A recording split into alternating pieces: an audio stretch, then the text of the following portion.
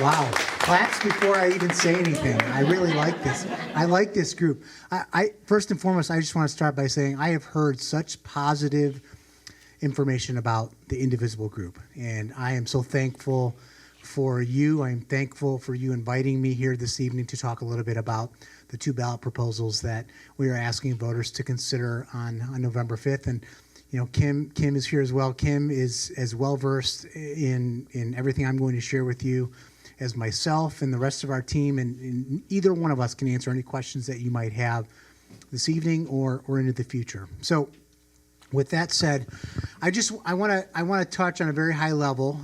First and foremost, let me ask, how many of you have at least heard about this small thing that we're going for in November called the bond and or the sinking fund? Okay, that really is encouraging. It's very encouraging to see that the information is really getting out there. I was just fortunate enough to be at an event at Milford High School. It was a curriculum night for our families, so that our families could get some exposure to the day in the life of a high schooler, and what it means to be entering high school. This is for our ninth grade families. We had probably 250 parents there, and I asked that question, and I was really shocked and impressed because every arm went up in that room.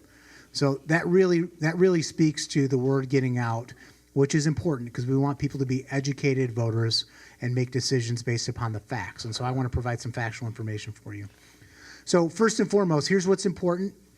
And this can be confusing because we're not asking voters to consider one ballot proposal. We're actually asking voters to consider two ballot proposals. And here's what gets a little trickier is when you receive your ballot, there will be 3 total ballot initiatives, 1 for Oakland Community College and 2 for Huron Valley Schools. The second Huron Valley Schools item is on the back of the ballot. It's important that when you get your ballot that you react to the first 2 items, but then you flip your ballot over and you react to that third item, because if that gets overlooked, that could be problematic. So I want to provide that information for you, and that is consistent throughout Huron Valley Schools, and that's what we're hearing. The 2 ballot proposals, one is a bond and one is a building site sinking fund. And just real quick, the difference between a bond and a sinking fund. The bond is really sort of like a mortgage. It's like a lump sum of money that the district will pay off over the course of 10 years at a low interest rate, which will allow us to take care of vast needs that exist across Huron Valley Schools. And I'll talk about what some of those specific categories relate to. The sinking fund is actually a tax that is levied annually that generates about $2.1 to $2.5 million and allows us to take care of things that just come up, because things come up all the time in a school district that is the size of Huron Valley. And to give you some context, Huron Valley has 16 school buildings. We make up literally 1.7 million square feet of building, not including parking lots, roofs, chillers, boilers. And just to give you some context, Milford High School's parking lot alone is roughly $600,000. So when we talk about levying about $2.1 to $2.5 million a year in that sinking fund, that's a drop in the bucket in terms of the types of challenges that we have as a school family, as a school community. So we hired an architecture firm and a construction manager firm, and they walked all 1.7 million of those square feet. And we assembled a citizens group called the Building Futures Committee. It's made up of about 45 people. And they looked at that list of priorities that the construction manager and architecture firm came up with. And what I'll tell you is they had to actually make some very important decisions about what we want and should be focusing on as a school community, because we had about $390 million worth of needs. And between the bond and the sinking fund, it generates roughly $204 million over 10 years. But this is a really important point. Why aren't we going out for the full $390 million? Because we have heard loud and clear that the community does not want to see a tax increase. Right, wrong, indifferent. It is what it is, and we've heard that. The Building Futures Committee heard that. Our board has heard that. And so the proposal that we've put together does not generate an increase to the current tax rate. Okay, and that's really important. Right now, on November 5th, when you go to bed at night, your current tax rate is 7.109. When you wake up on November 6th, if the bond and sinking fund pass, your tax rate will be 7.109. That is a critical point for us to get across. Frankly, some groups that I speak with do not want to hear any more after that. They're like, okay, we're good. As long as it's a zero tax rate increase, we understand that the schools need resources. I mean, just like your home, what happens in 10, 15, 20 years? You have to replace the roof. You have to replace your driveway. You have to replace your furnace. Schools are no different. The last time we passed a bond for infrastructure improvements in Huron Valley was 2001. So we're really right up on that 18-year mark, and our buildings are beginning to show. So that said, 4 key areas that I'd like to touch upon with you this evening. First and foremost, the Citizens Committee identified safety and security as a critical area that as a school district we needed to focus our time, energy, and efforts. And the reason that's important is, if you want to know why it's important, just turn your radio on or turn on CNN or turn on MSNBC or whatever you watch, and you will notice it's one tragedy to the next that's happening across our country for a variety of reasons. And so when we think about keeping our students safe, our most valuable asset, our children, then that takes an investment. And so the Citizens Committee really felt it was important to take the time to invest and investigate in what it would look like to harden our schools and create more safe and secure environments. And just to give you a couple of examples, anybody been in Milford High School? Okay, what about Lakeland High School? Okay, good. So the vast majority have walked through the front doors. What you notice when you walk into either of those schools is you do not enter a main office area. That is a critical issue. And Milford in particular, when you walk in just to the right, there's a stairwell going upstairs before you even get to the office, which is about 20 feet further on your left-hand side. Somebody could enter that building and go anywhere they want without us really knowing. And we do a really good job managing, the ins and outs of our buildings, but we want to make it as foolproof as possible. We don't want to take any risks with our children. And and that's the case in every one of our buildings. I mean, there's not one building in Huron Valley Schools where you walk into the main doors and you go directly into a main office. We don't have a single building that exists like that. So we would need to move the front offices up in our buildings, which allows us to do some really neat things from a curriculum instruction assessment perspective. So that's the pro, because it creates space in another part of the building to enhance teaching and learning, which is the business that we're in. So safety and security, adding badge entries, losing. I tell the story often. Where's my keys? Okay, so when I started in Huron Valley, they gave me these keys, and they said, these will get you in anywhere. You got the keys to the kingdom. And I was frankly a little shocked because, I've worked in school districts for the last 20 years, and I have not used a key to get into a building in the last decade. So that's how far behind we are when it comes to safety and security, because locks can be picked. Badges can't. And when you log in, when you swipe yourself into a building, there's a record of who came into the building, what time they came into the building, and the cameras turn on, and we can follow that person as they're walking through the building or on the exterior of the building. Those are the sorts of safety and security enhancements we will be making. We have PA systems in our building that are literally original, like 1960s. So imagine you have an armed intruder in a building and you need to get on the PA and make an announcement so that the students and the staff can execute the drills that they've been taught to protect our children, and the PA system doesn't work. So you don't know, as a classroom teacher, that someone is in your building that's not supposed to be in your building. We need to correct our announcement systems throughout the buildings, and that is commonplace in several of our buildings, that we have to take care of those issues. So that's safety and security. Infrastructure updates. That's our roofs, our boilers, our parking lots. I'll just throw the number out, over $100 million in needs as it relates to infrastructure. And it's the things that are behind the walls that make schools run.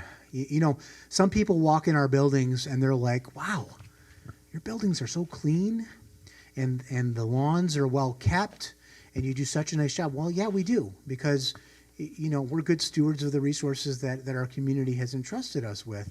But it's the things behind the wall that decay that need to be taken care of every 10, 15, 20 years. And we're at the point now where we just have to do an overhaul in some of our buildings more than others.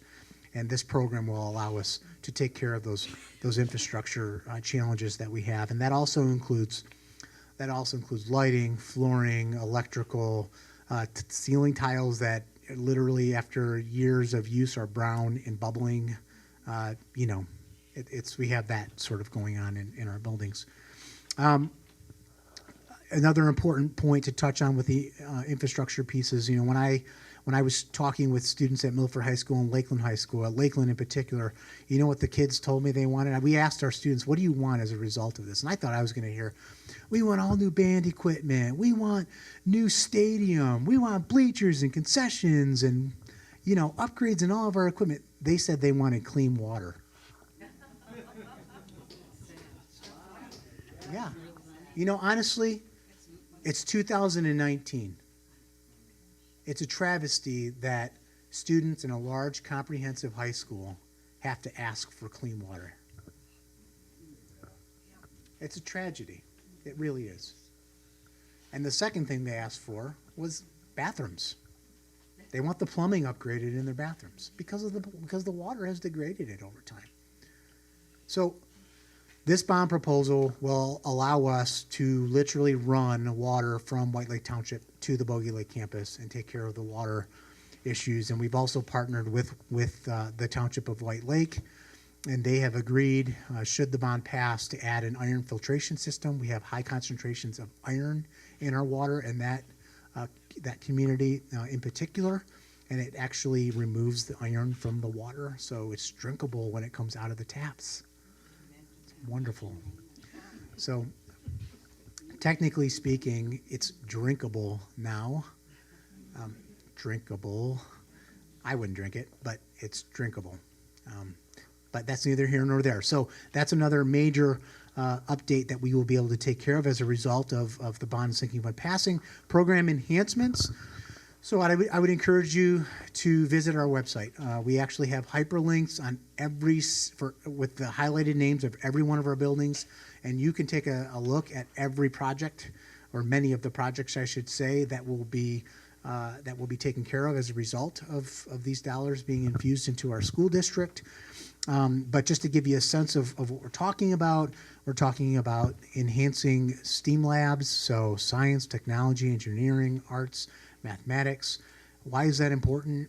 It's important because when our young people enter the workplace now, they do not engage in the same ways that we did 15, 20, 30 years ago. They don't come into the office and sit in rows and they aren't allowed to talk. They go into the workplace and they're expected to collaborate. They're expected to have conversations, to work in teams, to problem solve, to seek out facts and information. Students are no longer passive recipients of information. They are engaged learners. If they want to know something, they've got one of these things that they can pretty much figure out just about anything they want to learn. So teaching and learning looks different. So when we talk about this proposal, we're literally talking about reinventing the way our teaching and learning environments look, from the furniture to the lighting to the lab experiences that students will have, to be able to engage with their hands, to be able to collaborate with their peers and learn at much higher levels. And so, I've got pictures of all this, okay? You can go to our website and access this PowerPoint that I'm talking about right now, and you can look at specifically what our classrooms will look like and what our media centers could look like, and frankly, what our school districts that are contiguous to us, what their districts are looking like, because they're passing bonds and sinking funds. To give you a sense, Walled Lake just passed a $316 million bond. I know that's a lot of money, and I hear that from people, but when you have a school district as large as Huron Valley that services 9,000 students, has 1,500 staff, drives to and from Europe every single day, In the context of what we are servicing, it's not. It's not. Ann Arbor is asking their voters to consider a $1 billion bond and sinking fund initiative in November. $1 billion. They were debating between $800 million and $1.2 billion, but I've heard they've arrived at $1 billion. So just to give you some context. And their population, they have double the student population, and we are asking for a quarter of what they are asking their voters to consider. So just to give you some context and some talking points. Continuing on, early childhood enhancements. Right now, our Apollo Center is a wonderful early childhood program. We have a waiting list. Several students cannot get into the program. So part of the Building Future Committee's recommendations were to add 8 additional classrooms on the south end of the district. So we're still debating as to what building that might look like, but that will allow us to meet additional needs. And long-range master plan, because we are such a large district, would be that we also look for early childhood on the east end of the district as well. We just can't do it all with $200 million. We would need the full 390, and we know that that's probably not realistic at this point. Major enhancements to band and performing arts. We're literally adding band additions at each of our middle schools. We're adding a totally new band addition at our high school. We're updating all the CPAs at both of our high schools. We're updating all the electrical, all the technology. We're adding a small flexible theater at Lakeland to create equity between Lakeland and Milford. In terms of athletics, we're replacing turf in our stadiums. We're resurfacing our tennis track, our tennis courts. We're adding access roads to both of our fields to enhance safety and security as well. We would be purchasing new buses as well. Probably 5 a year. I mentioned the statistic that we drive to and from Europe every single day. That's a true story. We have 60 buses on the road at any moment. We drive, Huron Valley is 526 miles of road, 80 of which are dirt. Anybody live on dirt road? Okay, what's it do to your cars? So goes your car, so goes our buses. We have to replace them. We try to do 5 a year.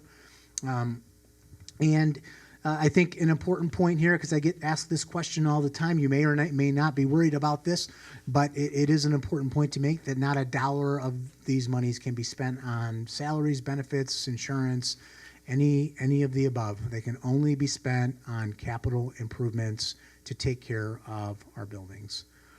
And also available on our website is access to the ballot language. So if you want to see the specific ballot language, you can access that on our website. When you go to our website, we have a couple of icons. One you would recognize as this HVS right here, HBS bond and sinking fund renewal. If you click on that, it will take you to the bond sinking fund website. You access that information. You'll have ballot language and FAQ. You'll have this PowerPoint presentation that I just shared with you, as well as other information. We continue to add information all the time.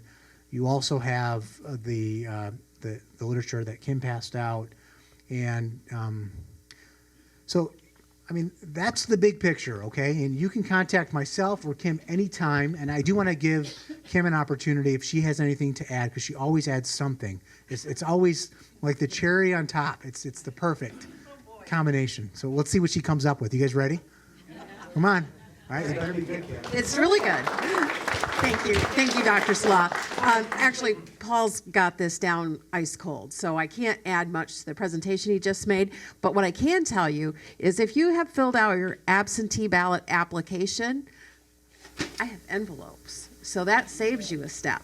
I also have address labels for each clerk. So if you want to send your absentee ballot application tonight and complete it, I have envelopes and labels for you to be able to do that. And I can leave those with Sarah, because Sarah and I are in contact very, very regularly. So that just saves you a step. You don't have to go home and go, gosh, do I have a blank envelope someplace? Or I don't have stamps. So I'm fresh out of stamps. Sorry.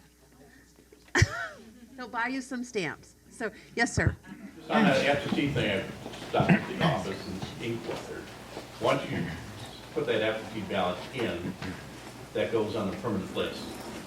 And then once that permanent, every year you're gonna get the application again, Correct. which you have to fill out, and then they will, you take it back or mail it back, and then they'll send you your material.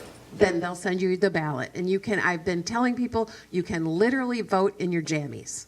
And so, you know, if you are our supporters, we want you to vote early. So that's all I have. Thank you. Thank you so much.